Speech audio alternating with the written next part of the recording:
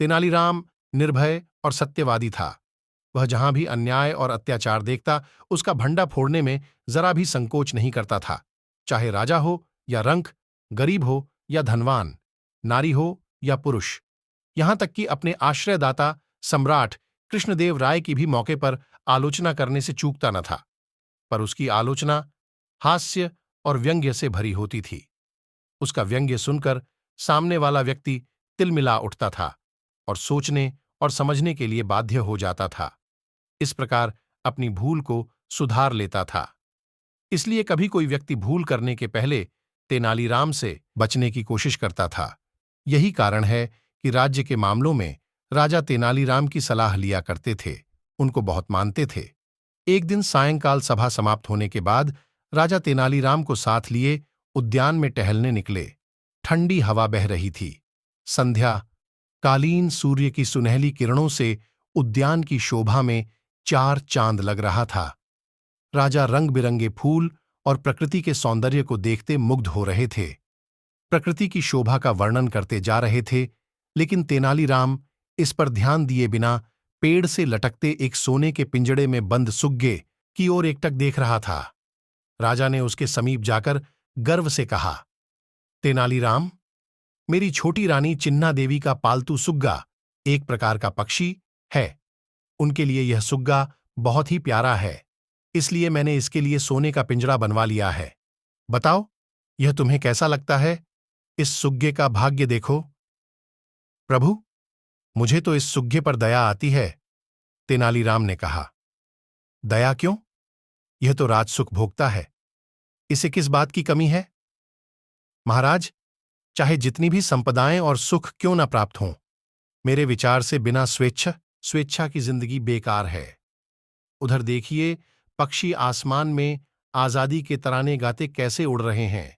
उनका कूंजन सुनकर पिंजड़े में बंद यह पक्षी किस प्रकार अपने बंदी जीवन का एहसास करता है।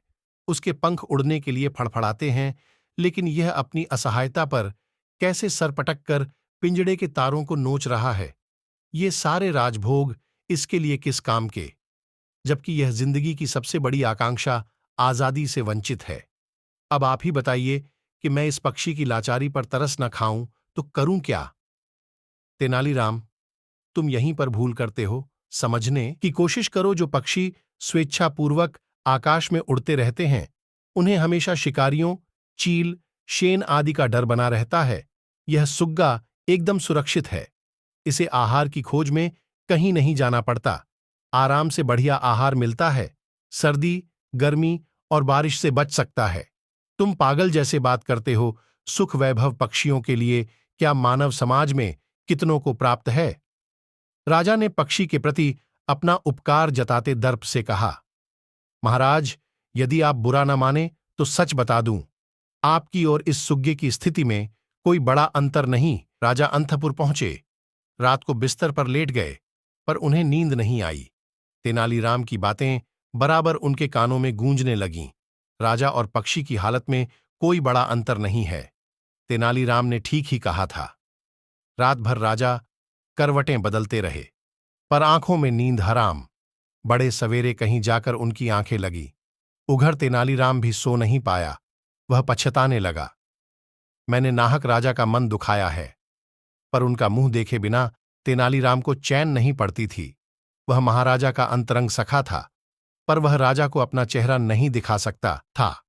यह राजा का आदेश था, इसलिए उसने एक उपाय किया। अपने सिर पर आंधे मुंह बर्तन रखकर सवेरे राजमहल में पहुंचा। उस विचित्र आकृति को देख राजमहल में हलचल मच गई। वह कोलाहल सुनकर राजा वहां पर आ पहुंचे। उस विचित्र वेशधारी को महल से बाहर कर देने का राजा ने आदेश दिया। प्रभु, क्षमा करें, मैं तेनालीराम हूं। क्यों आए हमारे महल में? राजा ने क्रोध का स्वांग रचते हुए पूछा। महाराज, आप मुझको देखे बिना रह सकते हैं, परंतु मैं आपको देखे बिना नहीं रह सकता, इसीलिए इस छद्मवेश में आपके सामने हाजिर हूं। तेनालीराम का कंठ गदगद हो उठा। तुम अपना छद्मवेश हटा दो। प्रभु, आप सुग्गे को पिंजड़े से मुक्त कर दें, तभी मैं अपना यह वेश हटा दूंगा।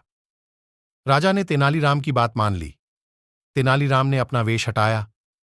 महाराज ने अत्यंत नेहभाव से तेनालीराम को अपने गले लगाया और बोले, तेनालीराम, तुमने पिंजड़े में बंद सुग्गे की भांति हमारी स्थिति का बोध कराया है। हम तुम पर बहुत ही प्रसन्न हैं। उपहार के रूप में यह रत्नहार स्वीकार करो। यह कर महाराज ने अपने कंठ का रत्नहार उतारकर तेनालीराम के हाथ धर दिया। स्टोरी सुनाने के लिए हमारे चैनल को सब्सक्राइब करें, लाइक करें एंड शेयर।